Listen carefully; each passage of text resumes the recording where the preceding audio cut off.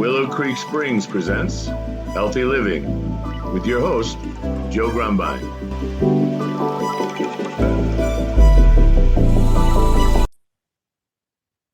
Well, hello and welcome back to the Healthy Living Podcast. I'm your host, Joe Grumbine, and today we have a very special guest. Her name is Lora Cheadle, and she's a former attorney turned spiritual mentor, author, and betrayal recovery coach, which of course I've never heard of before, but I really want to hear about. She helps people transform life's deepest wounds into sources of wisdom and freedom. After uncovering her husband's long-term infidelity, she left her career in law to create Life Choreography, a holistic framework that integrates legal clarity, emotional healing, somatic release, and spiritual awakening. She's the author of Flaunt, Drop Your Cover, and Reveal Your Smart, Sexy, Spiritual Self. And it's not burnout, it's betrayal. 5 tools to fuel up and thrive. She channels a collective of wisdom keepers called the Librarians, who share a collective soul lessons of humanity. Today, she works with high-achieving women and couples to reclaim their sovereignty, rebuild trust in themselves, and rise stronger after betrayal. With roots in both law and spiritual healing, Laura brings a fierce commitment to justice, truth, and liberation. Well, all of these things are near and dear to my heart. I've been a freedom fighter for my whole life and been helping people my whole life. So, betrayal is something that I don't think anybody is a stranger to. And, Mm-mm. it seems like we always get betrayed by the people we trust the most. And then comes choices, right? Yeah. So, Laura, usually I ask people how they came to this path, but I think your bio laid that out for us. But is there anything you want to add to that? What I want to add is I came to know and to understand betrayal through the infidelity route. But betrayal is so much deeper than that.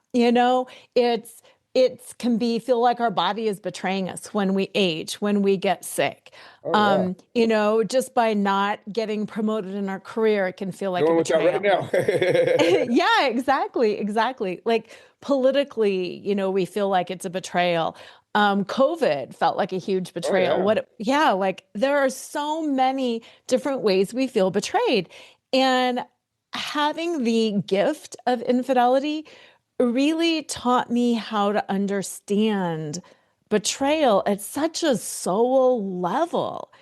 And Right. it's just one of those things, had I not had that experience, I would have never even identified this is betrayal. I just would have been like, oh, this isn't the way I thought it was supposed to be. Oh, this is so disappointing. You And know, learning that's that it was betrayal and what that means and how to work with it right. is huge. That's one of the things that so many of this community have in common is, you experience an obstacle, a huge challenge, whatever it is. And, some people survive it, some people don't survive it, and some people take it and use it as a tool. And I think that those of us that you get given a gift that you can't get any other way unless you go through a thing. And now you have Yeah. empathy and sympathy and clarity and experience and all that good stuff. Yeah. Yeah. And it's one of those things like you said you were a freedom fighter. Oh, yeah. Similarly, my whole life, I wanted to grow. I wanted to go deep. I wanted to rise high. Like I wanted to do all of that stuff. But you also don't want to disrupt yourself and your life Right. to It's such a uncomfortable. deep Take big risks. Yeah, yeah. And whenever you have a challenge and something disrupts it for you, Right. wow. And Thank you. priorities change. I think that's one of the big factors that happens when a major obstacle comes your way. All of a sudden, all that stuff that was so important, you throw it right out the window, and this thing that you didn't even know about becomes number one, number two, and number three. Yeah. Yeah, it's just crazy. And like that, sometimes we say, "Oh, well, this is what I want to lean into." And, "Oh, this is a way to live healthier." And, "Oh, one day I'll do this." Right. But then we never really do. Time goes by. Right. Yeah, it's crazy. So you left your law practice. What kind of a practice was it? I was in-house. I was corporate. Oh, okay. Yeah. So you were hmm dealing with betrayals, but not on such a personal level.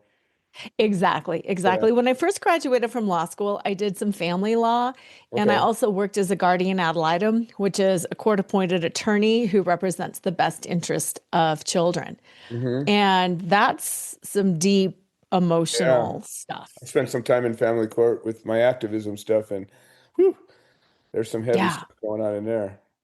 Yeah, it's really tough. I liked it, but it wore me out. And then, I knew I wanted to have kids, and it was like there's only so much energy that I've got. Right. Yeah. I hear you. So you decided, okay, I'm out of here. I'm not doing this anymore. It's not suiting my purpose. It's not me anymore. What was your next move? My passion has always been wellness. Okay. I have been teaching fitness classes, like group exercise, All since right. 1988. Oh wow. Um, You yeah, and so Jane a Fonda, long right? time. Yeah, a long time. And I loved like the wellness and the fitness aspect of things. But Uh-huh. what made me a little nuts about that, why I didn't pursue that originally as a career path, is there's so much emphasis on what you look like Right. and what size you are. Oh yeah. And Nothing I was really to more do with health. passionate about wellness. Yeah. Agreed. I like where you're going so far. As we discussed early on, I had a sense we'd have a lot to talk about. So you're teaching these classes, and like you say, everything's about looking good. Everything's about being skinny and firm and fit, and all Yeah, the curves in the right places. But what does that have to do? With Jim Fix keels over dead, with a heart attack, and you're like, well, all that running's supposed to be good for you. What happened? And it turns out really none of these extremes. Marathon runners are some of the most beat up, broken people you ever meet, but you can't tell them that. And, right. it's what it is. We choose our path. But Yeah, health is such a holistic approach. It's yeah. all these pillars have to be in place for health to exist. Exactly. And that's what I was so passionate about. So I went back to school and I became a hypnotherapist Oh, because it was nice. like you have to have a healthy mind, you have to have a healthy way of thinking. And then I became a somatic attachment therapist. Like, how do we move in ways that intentionally process emotion, not just make us big and buff? And I Tell started me, bringing explain all this that in. somatic practice. I'm not really familiar with that. Somatic just means of the body, Oh, and okay. it's more intentional awareness of the body. So Got it. you could do traditional fitness things like marathoning, but Hmm. where is the body mind connection? Gotcha. Yeah, I how are work you with that all the time. I processing? just didn't connect that term to it. It's Yeah, very exactly. powerful. Yeah, in intention li intent an intention based living is transformative. You can make all the actions you did double, triple, or 10x, no problem. Yeah, Do yeah. it with And purpose. like if you know how sometimes you feel that sinking in your gut, like you feel guilt, you feel sadness, you feel regret, whatever it is. How do I take this feeling and move in a way that flows it out of my body? Right. I might need to wiggle my shoulders. I might need to do some cat cows. I might need to walk and breathe heavily. Like, what am I doing to get at that feeling, to access it, and to allow it to flow so it doesn't end up literally eating me alive? So you're doing energy work as well. Yes. Excellent. Excellent. Yeah, I work with a number of Reiki practitioners and NSR, all different types of energy, and I've experienced it. Like you say, you get a feeling. It's a thing. If you feel it, there's something happening. And going through my journey, I've had all kinds of visual and feeling experiences that have helped me solve my problem and connecting Right. to these things and directing them and giving them a way out. Saying, all right, you can go that way and just get along. And Yeah. you'd be surprised what that does sometimes.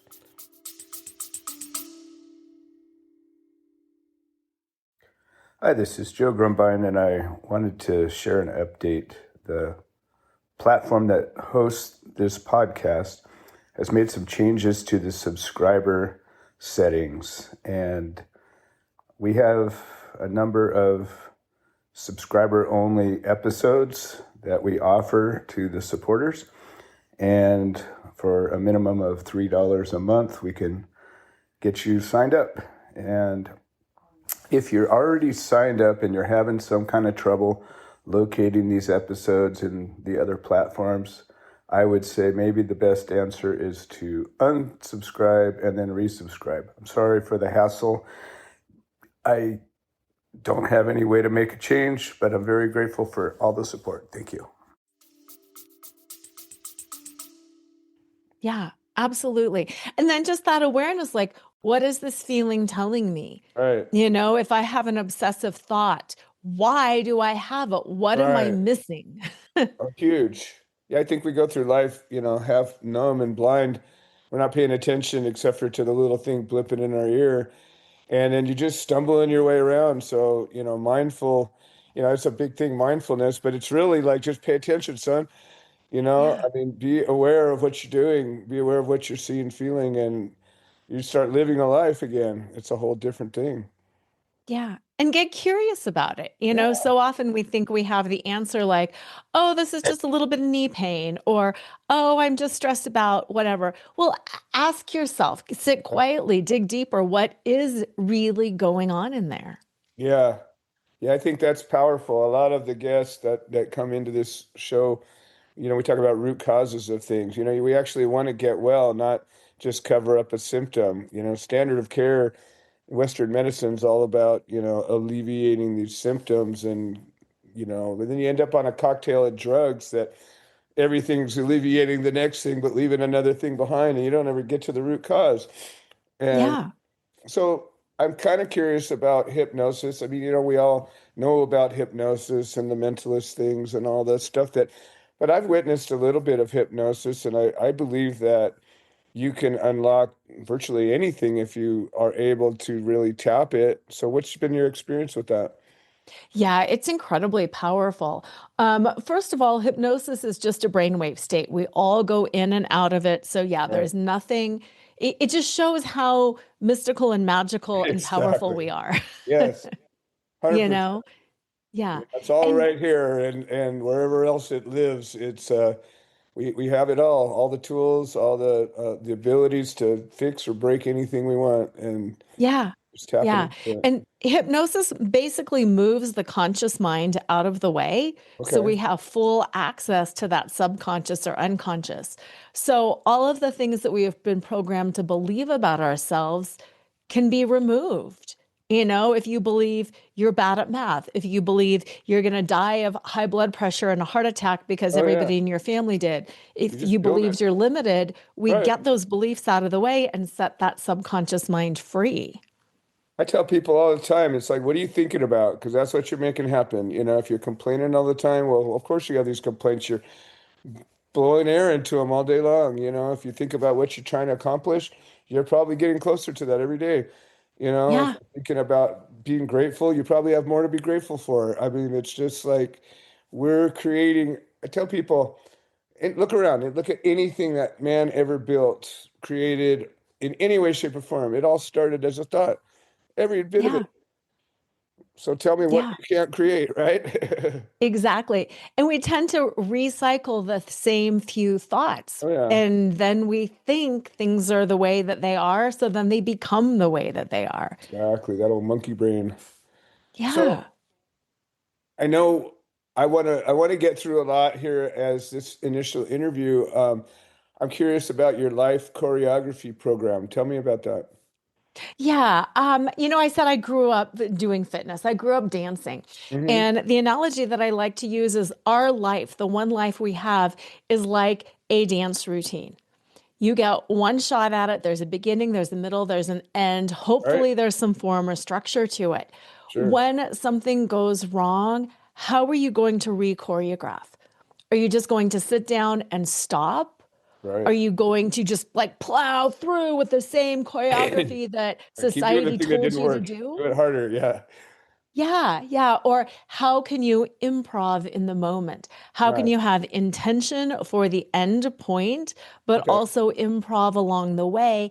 And this is a huge piece of it, find that joy along the way too. So you're not stressed by it, but so you're literally and figuratively dancing through life, dancing through Right. this experience. And joy is a powerful word. I tell people sometimes that there are very few things we actually control, Yeah. but how we see a thing is one of them, one of the biggest ones. And whether you find joy or sorrow in an action or activity is up to you entirely. Yeah.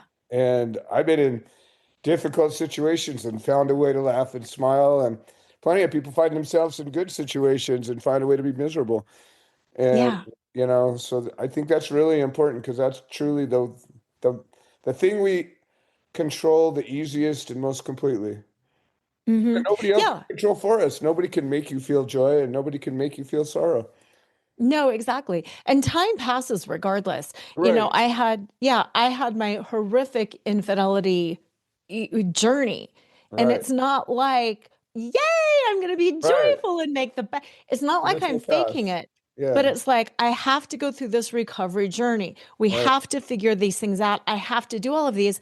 I can make myself much more miserable, right. or I can at least find moments of beauty and joy along the way, a Exactly. beautiful sunset, Right.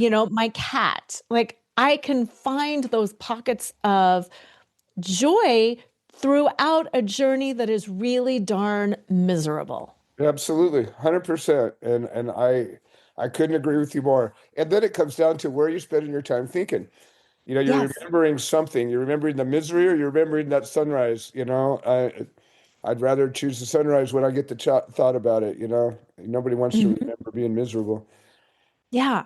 And for me, like the question I kept asking myself is, what are you going to make of this? Right. Like you're going through this horrible situation. What are you going to make from it? Because it could have turned me into a bitter, miserable, awful person. And it was like, Right.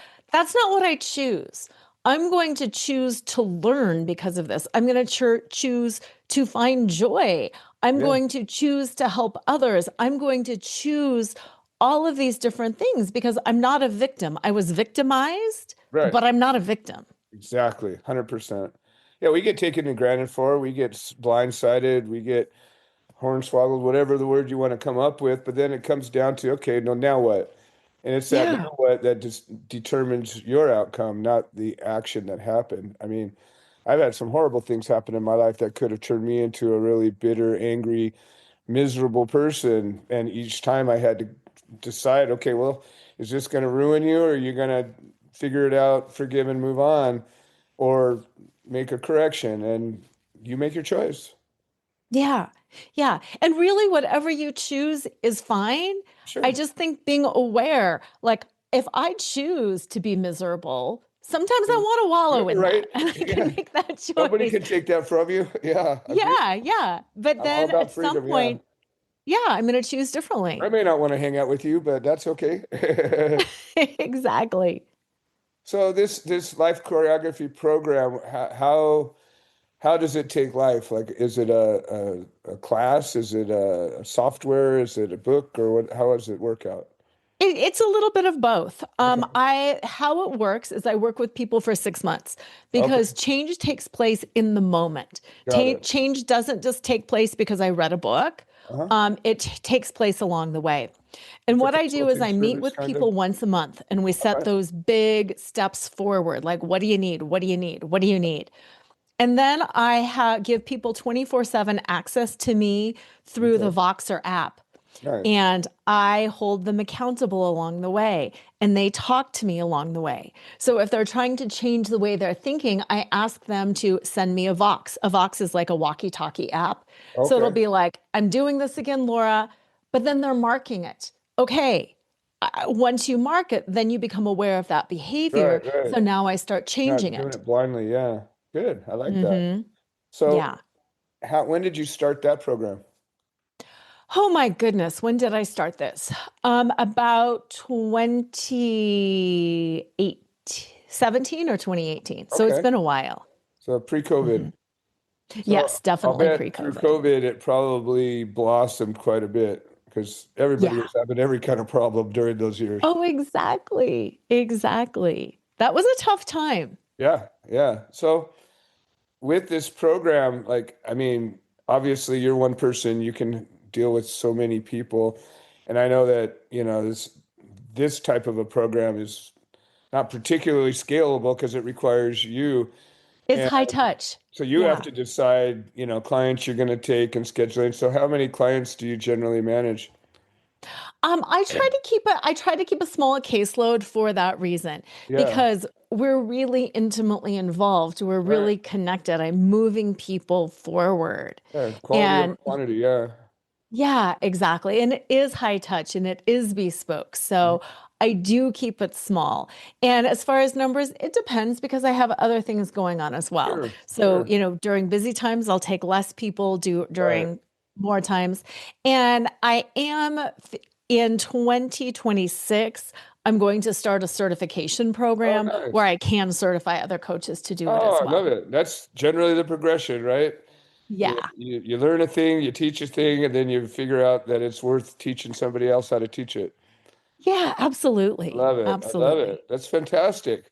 So you've written a number of books, and what's the timeline of all that? The first book that came out is Flaunt, Drop Your Cover and Reveal Your Smart, Sexy, and Spiritual Self. Right. And I wrote that because as an attorney, especially as a female attorney, I felt like I was very judged.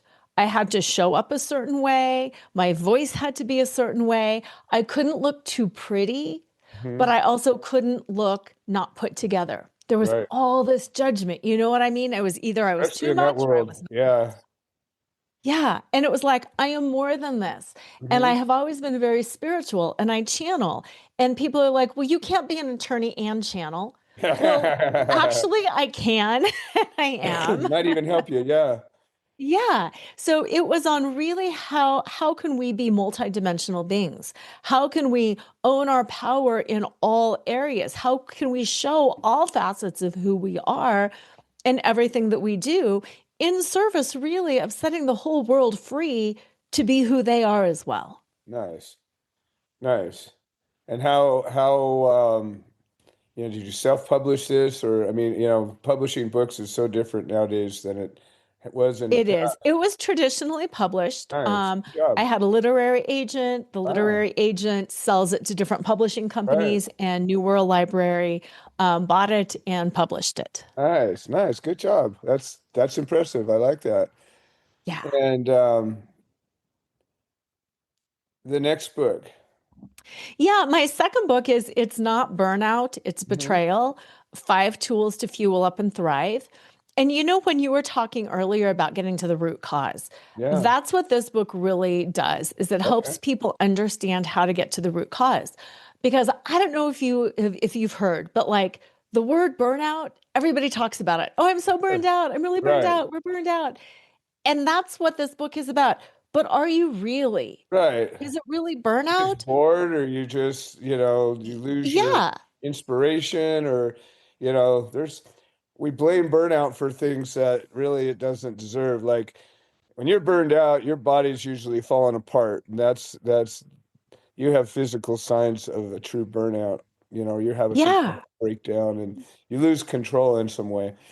Yeah. And And if then it's not people, that, yeah. yeah. Yeah. And then people do these like remedies for burnout and then it Right, doesn't work. right, Well, maybe you're applying the wrong remedy.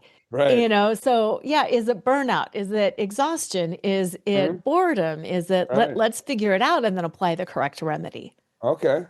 And how have these books done? Really well, Nice. really well. It's interesting. I've done some like book clubs and some, reading them together in groups, and that has actually been a lot of fun because people can share their experience with each other. Hmm. Whether it's a team, whether it's a group of friends, you can go through the work. I give steps, I give resources, I give, tools and processes and practices. So when you're holding each other accountable and when you're moving through it and then you can talk, the transformation is huge because again, we can know things in our head, but until it drops into Right. our We can't read heart each and we other's embody minds. it. I tell Yeah. everybody I am the world's worst mind reader, and even if I could, I wouldn't. I don't even Yeah. know. Just tell me what you want me to know, and we'll go from there. Yeah, I agree. Yeah. That's Yeah. But yeah, the first one was on the Tattered Cover bestseller list. nice. It's won an award. Second Sweet. one was an Amazon bestseller. So yeah, they've Awesome. done Good well. job. Wow. Now, this last little tidbit I'm very curious about is you're channeling a collective of wisdom keepers called the librarians. Now, that is the kind of stuff that I really just, the universe is so big, and, I work with all different things and, retreats and plant medicines and meditations and sweat lodges. And I've experienced things that, like, you don't even, you know, I don't even know what I experienced. I just know I did, and it transformed me. And I'm not here to explain it. I just know that it's a much bigger place than we'll ever know. So to think that we might tap into an intelligence is frankly very reasonable and likely to me if you're looking to do something like that. Yeah, yeah. They are amazing. I don't know if you've ever heard about the Akashic realm, Sure. but they are in the Akashic realm. But instead of taking the records from us, from Mhm. our individual souls and lifetimes, they collect the wisdom around like a topic. Okay. So every soul that has experienced betrayal and has alchemized it and developed wisdom and gleaned something from it, they collect the knowledge around that. Nice. Same thing like judgment. All of us who have faced judgment, who have overcome judgment, what are the lessons that we would have to hand down to our ancestors around judgment? The Nice. librarians collect this wisdom around the lessons. Nice, nice. It's kind of, there's so many different ways that these things take shape, the Abraham Hicks and all these different, you know, Yes. experiences an ex of a spiritual energy and intelligence that, I like, who are we to think that we're going to explain something? Like we're just animals running around this rock flying through space. And you just look up at the Milky Way one time and realize that, okay, I'm just gonna sit here and watch and try to learn and maybe do the best I can, and really Hmm. keeps you humble. So I guess we are running a little light on time, but what do you do with that? A lot, because whenever you feel like when we go through something tough, we always feel like I'm alone. I'm the only one that's experienced this. Yeah, And when I channel for other people when we have a session, it helps them tap into the wisdom around that. So, nice, whatever you're facing, okay, what's the collective wisdom on this? And it's the ultimate resource. Again, whether it's health, whether it's judgment, whether it's, whatever it is, what have other people done? What is the wisdom that I can glean for myself and use to solve this problem, to feel better? And then additionally, what is that piece of knowledge or wisdom that I can now contribute to the collective because of my experience? nice. So when you're doing this, are you doing this by yourself, with others, in groups? How do you do it? I do a one-on-one with Okay. people. Yeah, I'd like to do some more groups. Uh-huh. I think that's really powerful to sit in a group. But Yeah. right now, I just do it on Zoom or in person, Okay. and we just get together one at a time and have a singular session. Nice. So I generally like to hear like one impactful story of, you've touched a lot of people in your life, but generally there's at least one thing that stands out is, I had this one experience. Why don't you share one of those with us? Yeah, absolutely. This is kind of a collective experience. Mhm. The thing that I hear over and over and over from people is I have hope. Yeah. I didn't have any hope before. I Nice. really thought things were being changed for the worse. Hmm. And I have hope that it's not going to be for the worse. It's going to be different and it's not what I expected, but Nice. I have hope that it's going to be okay. That's beautiful. And that's Yeah. powerful. You're right. I came to a spot in my life where, hope was one of the things keeping me going. And there wasn't a lot of good options in front of me, and I still said, "Well, we'll find them, we'll make them, we'll do what we got to do, and I'm not going to quit till I get there." And here I am. I'm, seven miracles standing in front of you. Yeah. So, Laura, out of all of this, I mean, you just left us with a pretty powerful message, but I usually try to say, if you have a one idea or one thought that you'd like to leave us with, what would that be? I think the thought is it's all deeper than we think it is. There is so much more mystery, there is so much more possibility. Mm-hmm. And whenever you feel trapped, just to know that you are unlimited and just tap into that limitlessness. I love it. I love it. Well, as I suggested in the beginning, we could go deep on any one of these topics. I'd certainly love to invite you back. How does somebody get a hold of you? You know, if somebody's interested in getting involved in your life choreography program, or finding your books, or getting involved in any Yeah. way. Thanks. My books are available anywhere books are sold, Amazon, Barnes and Noble, anything like that. Mhm. If you want to get some more information about the librarians, if you go to Nice. www.coffeewiththelibrarians.com, I love it. you can get my monthly channeled readings from them and learn more about that. I'll have to And sign then up. if you also would just like a betrayal recovery guide, I've got a free betrayal recovery guide at betrayalrecoveryguide.com. Excellent. Well, this has been amazing, as I suspected it would be. I'm glad that you were able to share some time with us, and I look forward to having you come back. Thank you so much. I appreciated it. This has been another episode of the Healthy Living Podcast. I'm your host, Joe Grumbine. I want to thank all the listeners for all your support, and we will see you next time. This has been another episode of the Healthy Living Podcast. We produce this show so that people can share their stories, people that have overcome obstacles, people that are undergoing obstacles. We're building a community of health-minded individuals. If you're interested in supporting the show, please leave a review on the platform you're listening to it on. If you're interested in becoming a guest, please send an email to itsjoegrumbine@gmail.com, or you can send a note into the notes section of the podcast. All right. Well, thank you for supporting this show, and we hope you've enjoyed it.